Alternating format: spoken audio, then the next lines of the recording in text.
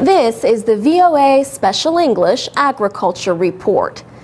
A new report says if women farmers had the same rights as men, more could be done to reduce world hunger. The report, Empowering Women in Agriculture, is from the anti-hunger group Bread for the World.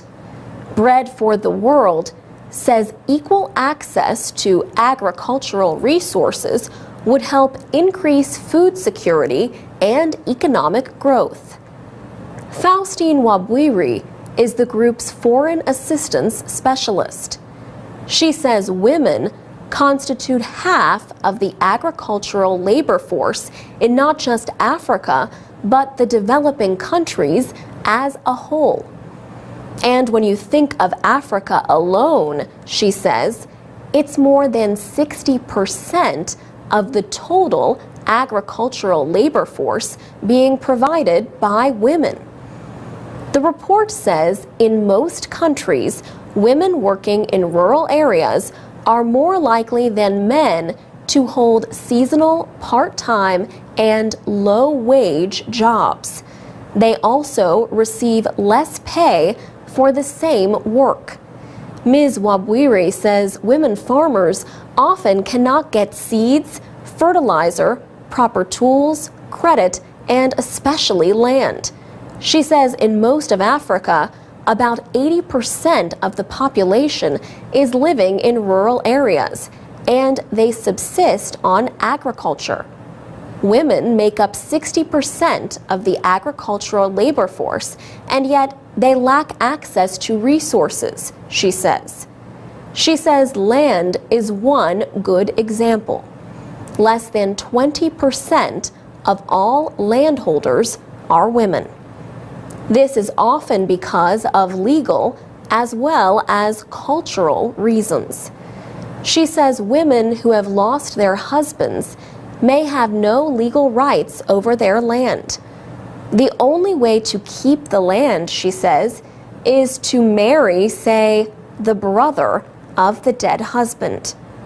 Restrictions like these, she says, continue to impede women's ability to fully enjoy their human rights.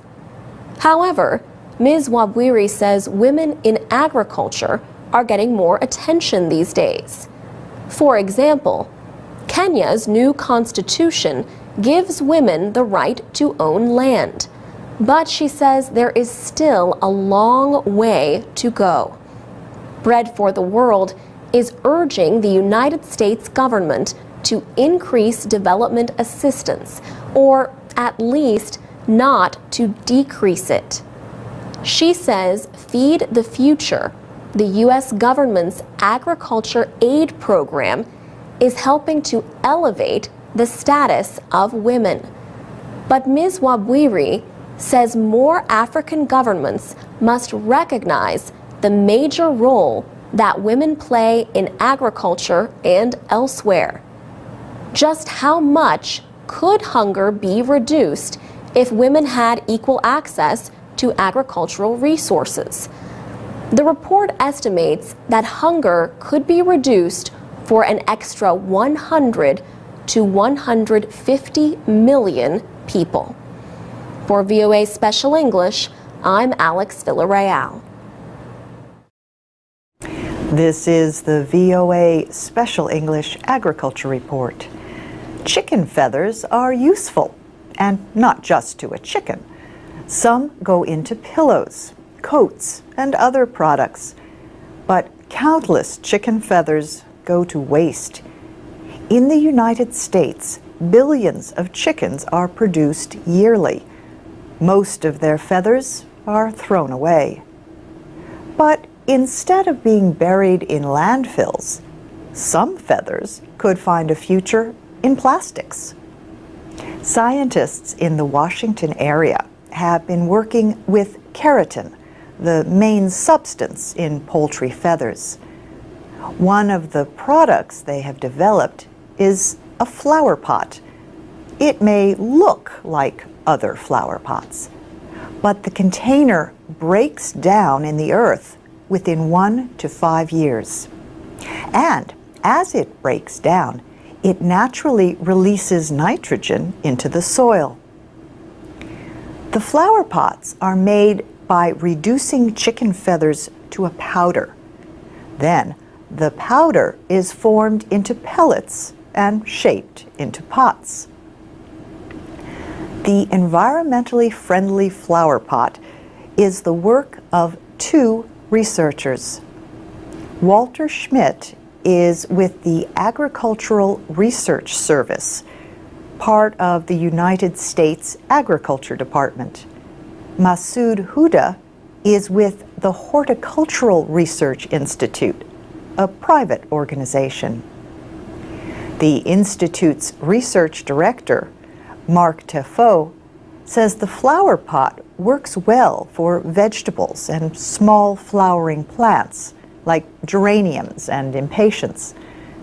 Walter Schmidt has been working to find uses for chicken feathers since the 1990s. Progress in 2002 showed that plastic made from feathers could be formed like other plastics. He says feathers are much stronger and last longer than another plant material, cellulose. He says feathers are about 8 times as strong as cellulose.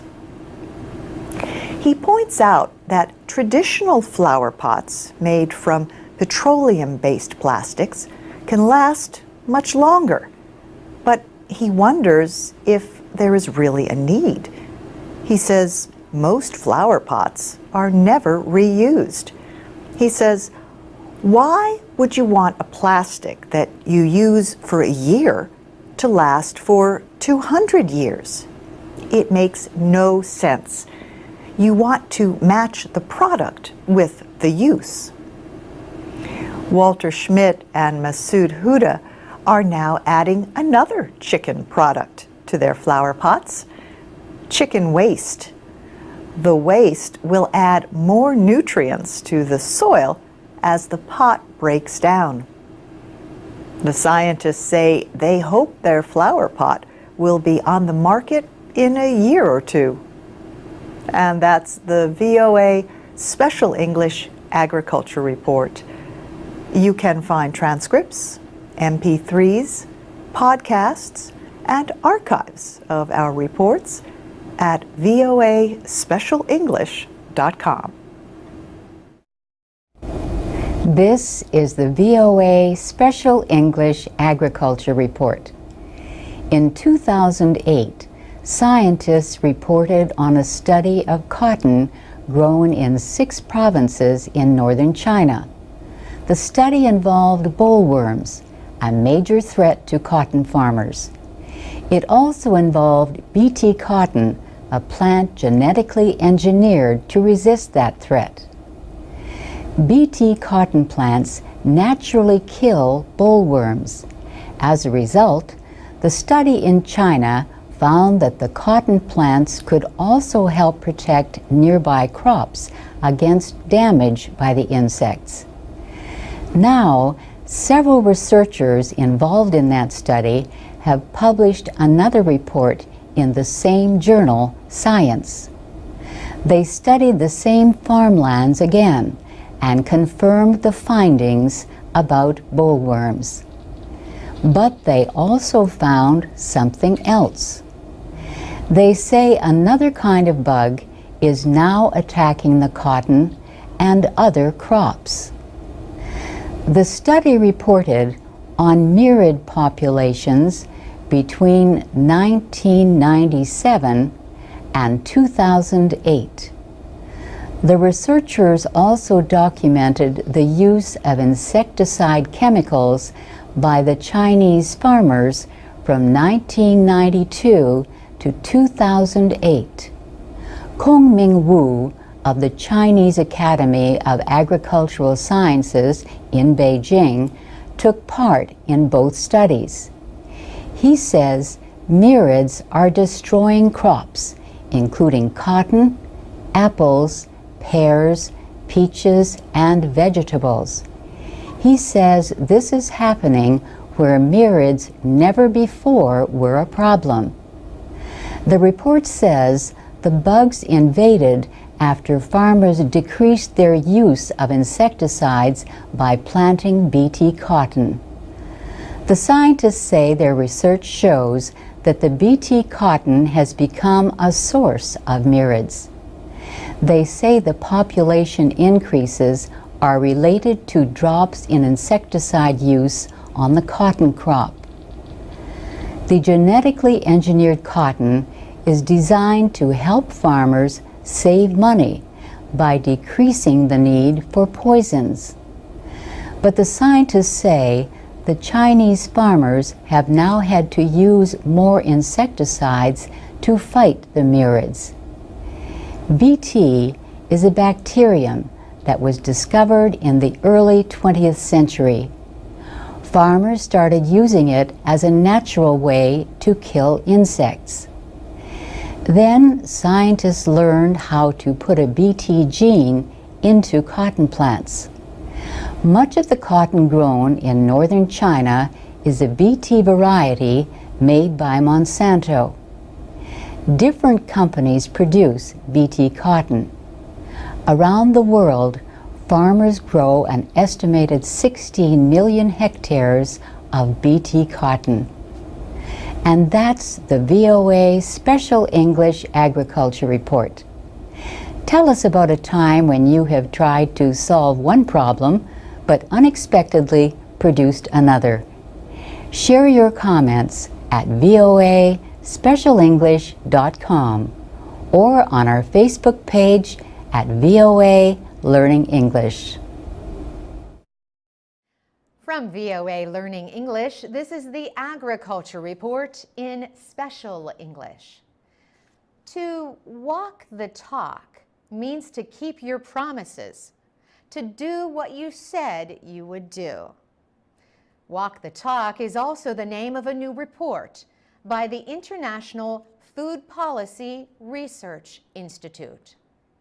The group says there has been a lot of talk about fighting hunger, but not enough action. As a result, it says the international community could fall far short of the goal of cutting the number of hungry people in half by 2015. The report says an estimated 870 million people were hungry last year. 2 billion did not get enough micronutrients, vitamins, and minerals. Shagan Fan is the Institute's Director General. He described 2012 as a mixed year for progress against hunger. He says African countries, India, China, and Brazil continue to invest in agriculture. Donor agencies, he says, including the World Bank and USAID, have also increased their investment in food security and nutrition. But he says a lack of political will limited progress on food security. After the food crisis in 2008 and 2009, many promises were made to increase investment in smallholder agriculture. These small farms are often headed by women. Shagan Fan says not all those promises have been kept. Supporters of greater agricultural investment in poor countries have often criticized farm support programs in rich nations.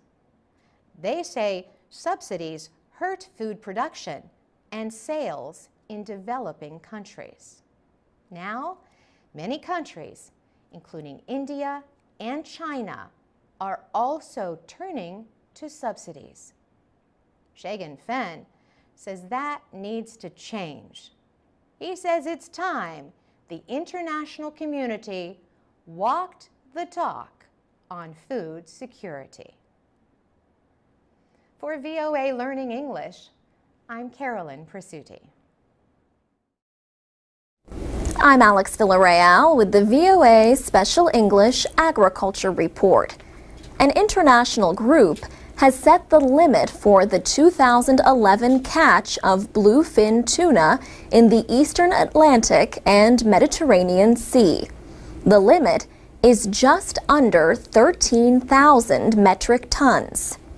That is 600 tons less than the 2010 quota, a reduction of 4%. Conservation groups criticized the move, saying the cut is not big enough to support the recovery of bluefin tuna in the Mediterranean. The International Commission for the Conservation of Atlantic Tunas set the catch in November in Paris. Delegates to the commission represent the governments of 48 fishing nations. In 2006, the commission established a plan to stop overfishing. The goal is to rebuild bluefin populations in the eastern Atlantic and the Mediterranean by 2022. The European Commission had called for reducing the catch in 2011 to 6,000 tons to improve the chances for the huge and highly valuable fish. But Mediterranean members of the European Union rejected that proposal even before the 10-day meeting began. Still, EU Fisheries Commissioner Maria Damanaki said the meeting took a step in the right direction for sustainable management of bluefin tuna. The fishing industry wanted to keep the existing catch limit. Atlantic bluefin can grow 3 meters long and weigh as much as 650 kilograms. France, Italy, and Spain catch most of the Atlantic bluefin eaten in the world. Most of the catch goes to Japan. Japan called for stronger action against illegal fishing and underreporting of bluefin catches. Conservation activists say the eastern Atlantic has only about 1/4 as many bluefin tuna as it did in the 1950s. And the population in the western Atlantic has dropped by more than 80% since 1970. Environmental groups say illegal fishing and underreporting might mean there are even fewer bluefin than estimates suggest. The Center for Biological Diversity, an activist group, recently launched a boycott of the prized fish. It says thousands of people around the world have signed a promise not to eat bluefin tuna or spend money at sushi restaurants that still serve it.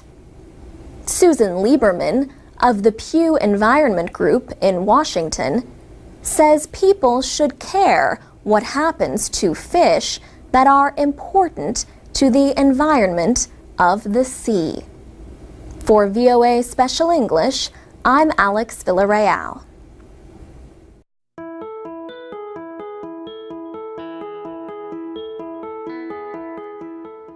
From VOA Learning English, this is the Agriculture Report.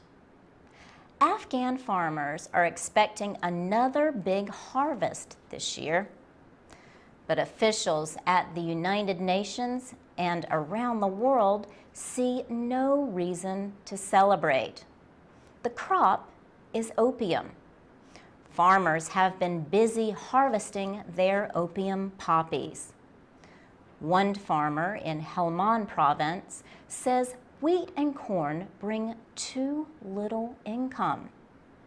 He says people in Helmand cannot feed themselves by growing food crops. A report by the UN Office on Drugs and Crime warns that Afghanistan could supply as much as 90% of the world's heroin. The report says opium production is especially high in the most unstable areas of Afghanistan.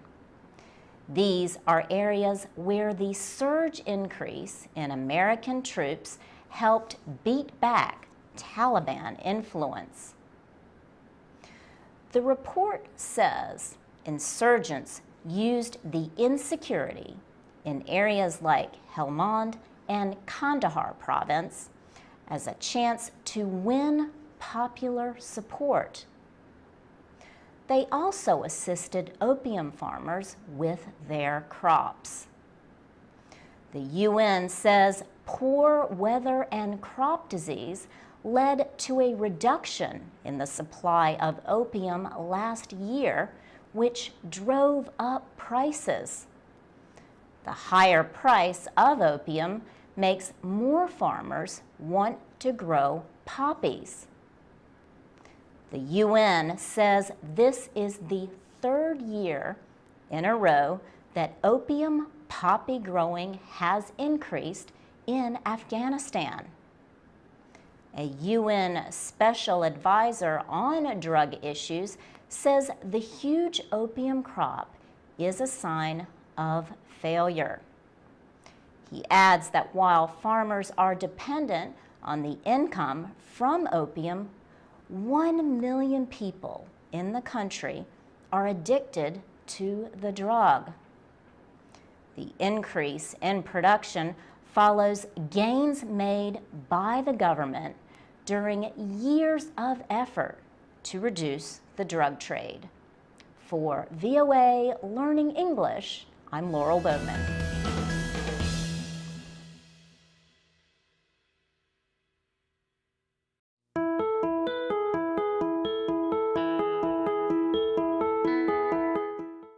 From VOA Learning English, this is the Agriculture Report. Climate researchers met recently in Cameroon to talk about threats to Africa's land and animals. They said they believe the continent may lose as much as 30% of its animal and plant species by the end of this century. They blame the losses on the warming of the earth, population growth, and unrestricted development. The researchers represent 20 African, American, and European universities. They say countries south of the Sahara Desert are losing forest faster than any place on Earth. Wood companies are cutting down trees to meet growing demand from China, Europe, and the United States. The population is growing 3% each year. There are now homes, factories, and farms on land that once was forest. Many African animals and plants no longer have a place to live as a result. Climate change also continues to threaten species. Thomas Smith is with the University of California. He says Africa may lose 40% of its mammal species because of expected rises in temperatures. The African chimpanzee is among the mammals at risk. Mary Catherine Gonder is a professor at Drexel University in Philadelphia, Pennsylvania. She studies chimpanzees in the Congo Basin. She says their forest home is disappearing. She also says hunters continue to kill the animals to sell as food. The researchers say it is important to develop environmentally friendly economies. The Congo Basin area of Western and Central Africa has the second largest equatorial rainforest in the world. It is important to the lives of millions of people. For VOA Learning English, I'm Laurel Bowman.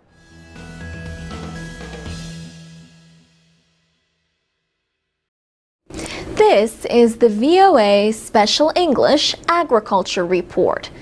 A movie from Cameroon called The Big Banana has come to the United States. It looks at issues with the banana industry, like disputed land rights, food insecurity, and pollution. One Cameroonian woman in the film says the land belongs to local villagers, and they are asking operators of banana plantations to give it back. Frank Ameni Bialu directed the documentary film. He says officials prevented a showing in Yaoundé, the capital. He says making the movie was difficult and even led to his brief detention. I got arrested because the chief of that part of the village did not want me to film because he is being paid by the banana company. You understand, the thing is, everything around that area is controlled by the company. If you look at the congressman of the region, he is also the director of public relations of the company. The Minister of Trade of Cameroon is also president of the board of directors of the company. The company, Plantation du Haut-Panja, is French and American owned. Representatives would not talk to the filmmakers. The company and Cameroonian officials did not answer a request for a VOA interview. Mr. Bialu says large parts of fertile land in Cameroon are being used for banana exports. As a result, local residents have more and more difficulty growing their own food or finding food to buy. Also, the use of pesticide chemicals is blamed for polluting water and causing health problems. Villagers accuse the company of destroying their fields to expand the banana plantations after getting land leases from the government. Mr. Bialu says the problem exists across Africa as foreigners increasingly invest in agricultural land. He says government corruption is stronger than the people's traditional rights to the land. When a company arrives and just shows the money, the big cash, what happens is the government just gives them the land that they want, and these people cannot defend themselves because they do not have any rights on that land. Amira Woods, from the American-based Institute for Policy Studies, helped organize the showing of The Big Banana. She says, because of threats from multinational corporations, from sovereign wealth funds, whether it is Saudi Arabia or Iran, the list is actually growing of countries that are looking to Africa as a source of access to land when arable land is becoming much more scarce on this planet. For VOA Special English, I'm Alex Villarreal. I'm Alex Villarreal with the VOA Special English Agriculture Report. Teff is a common part of the diet in Ethiopia and other parts of Africa. This nutritious grain is very small. It has a mild, nutty taste. People use teff flour to make bread and other foods. Now, teff is finding new uses in foods for people with celiac disease. People with celiac disease cannot process gluten. Gluten is a protein in wheat, rye, and barley. Glutens can be found not just in foods, but also medicines and other products. The immune system is supposed to protect the body, but celiac causes the immune system to damage the small intestine. The disease can cause stomach pains, bloating, and diarrhea. It can also cause weight loss and make people feel continually hungry. It interferes with the body's ability to absorb nutrients from food. In the past, celiac disease was considered rare and limited mostly to people of European ancestry. The rate of reported cases was 1 in 10,000 people. Today, the estimate is about 1 in 133 Americans. But celiac researcher Alessio Fasano says until recent years, not much was known about the disease. Dr. Fasano says studies show that the disease affects about the same percentage of the general public worldwide. That is about 1%. So it is not rare at all. Dr. Fasano directs the Center for Celiac Research at the University of Maryland School of Medicine. He says the disease can be very mild, but more serious cases can interfere with a child's growth. Adults can suffer liver damage, joint pain, and other problems. The main way to control the disease is to avoid glutens. There is a growing market for products that are gluten-free. Farmers in Nevada grow about half the teff produced in the United States. The crop is currently worth only about $1 million to farmers in that state. But teff grower David Eckert is hopeful. He says the market for gluten-free foods is going to be big.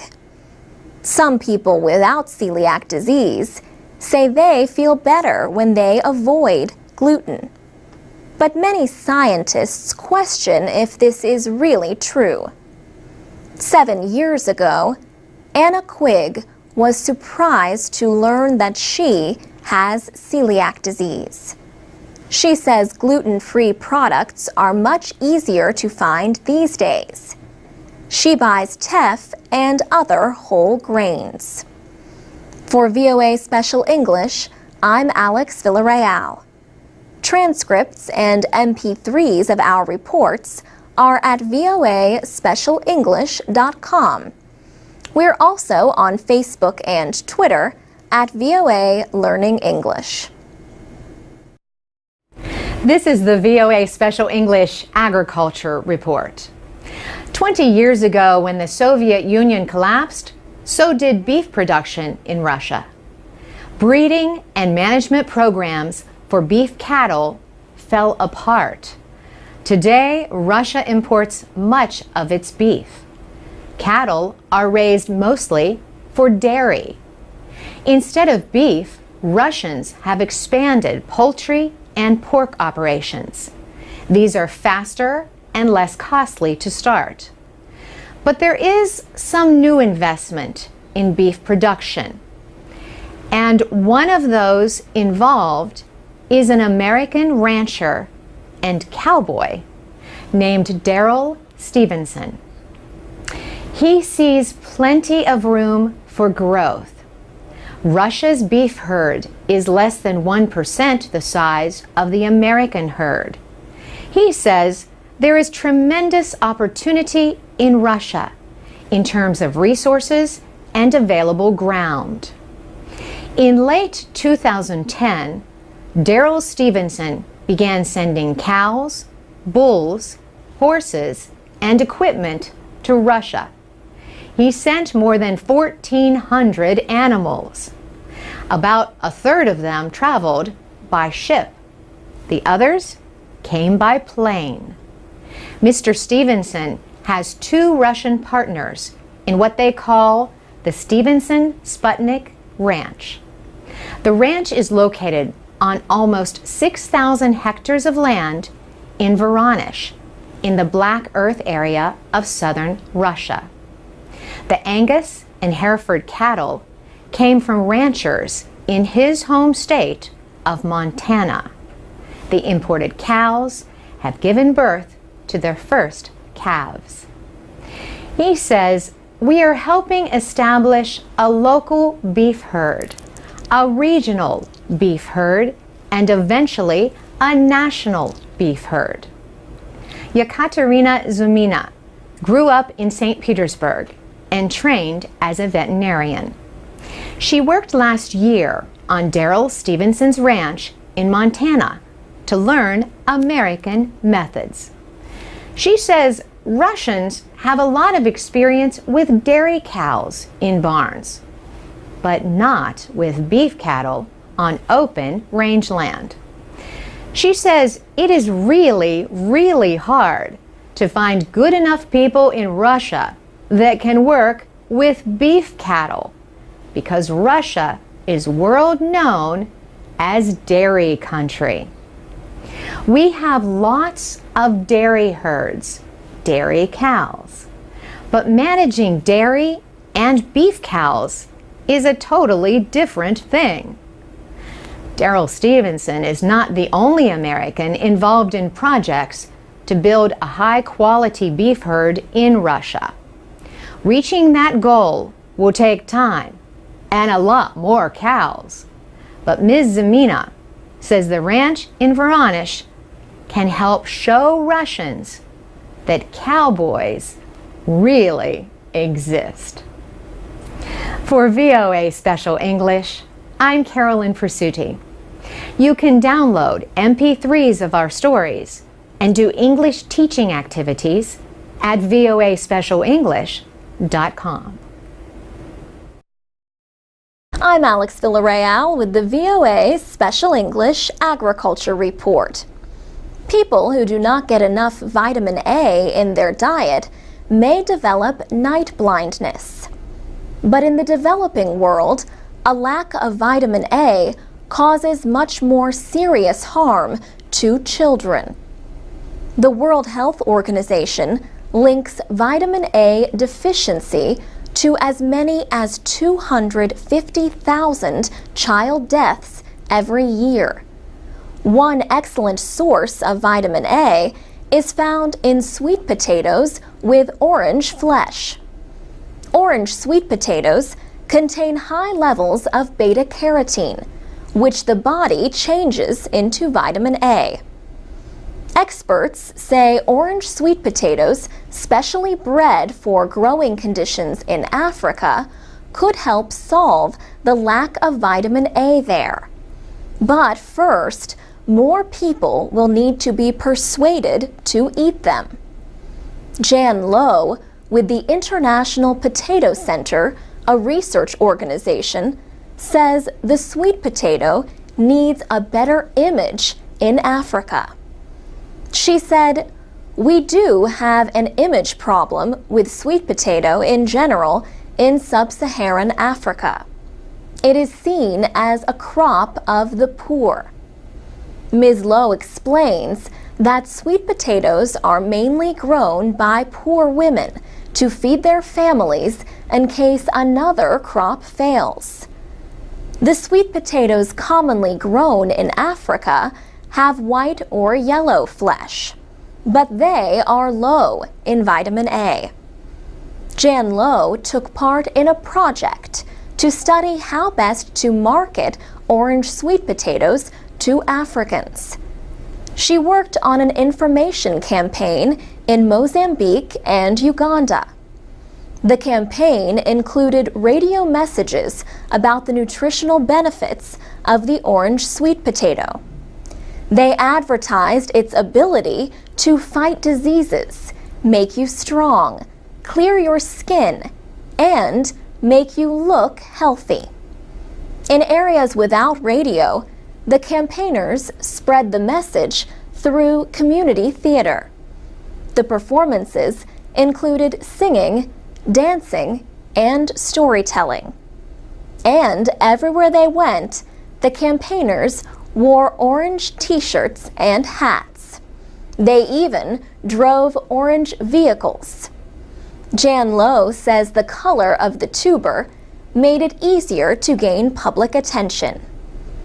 Dan Gustafson heads the Washington office of the United Nations Food and Agriculture Organization.